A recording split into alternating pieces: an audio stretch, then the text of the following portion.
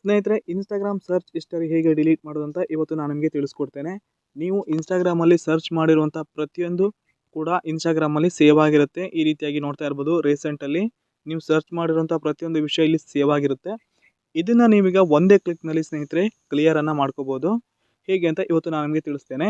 ಅದಕ್ಕಿಂತ ಮೊದಲು ನೀವು ನಮ್ಮ ಒಂದು ಪೇಜನ್ನು ತಪ್ಪದೆ ಫಾಲೋ ಮಾಡಿ, ಹಾಗೆಯೇ ಇವತ್ತಿನ ವಿಡಿಯೋಗೆ ಲೈಕ್ ಕೂಡ ಮಾಡಿ.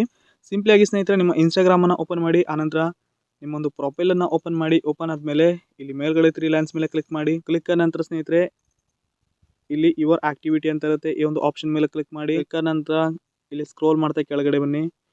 ಹೌ ಟು ಯೂಸ್ ಇನ್ಸ್ಟಾಗ್ರಾಮಲ್ಲಿ ರೀಸೆಂಟ್ ಸರ್ಚ್ ಅಂತ ಇರುತ್ತೆ, ಈ ಒಂದು ಆಪ್ಷನ್ ಮೇಲೆ ಕ್ಲಿಕ್ ಮಾಡಿ. ಕ್ಲಿಕ್ ಆದ ನಂತರ ಸ್ನೇಹಿತರೆ ನೀವು ಇಲ್ಲಿ ಸರ್ಚ್ ಮಾಡಿರುವಂಥ ಪ್ರತಿಯೊಂದು ಕೂಡ ಇಲ್ಲಿ ಸೇವ್ ಆಗಿರುತ್ತೆ, ನೋಡ್ತಾ ಇರ್ಬೋದು. ಆನಂತರ ಸ್ನೇಹಿತರೆ ಇಲ್ಲಿ ಕ್ಲಿಯರ್ ಆಲ್ ಅಂತ ಇರುತ್ತೆ, ಈ ಒಂದು ಕ್ಲಿಯರ್ ಆಲ್ ಮೇಲೆ ಕ್ಲಿಕ್ ಮಾಡಿ. ಕ್ಲಿಕ್ ಆದ ನಂತರ ಇಲ್ಲಿ ಪುನಃ ಕ್ಲಿಯರ್ ಆಲ್ ಮೇಲೆ ಕ್ಲಿಕ್ ಮಾಡಿ. ಸೊ ಇದೀಗ ನಾನು ಇನ್ಸ್ಟಾಗ್ರಾಮ್ ಸರ್ಚ್ ಹಿಸ್ಟರಿಯನ್ನು ಡಿಲೀಟ್ ಮಾಡಿದ್ದೇನೆ. ಸೊ ನನಗೆ ಸರ್ಚಲ್ಲೂ ಕೂಡ ನಿಮಗೆ ತೋರಿಸ್ತೇನೆ.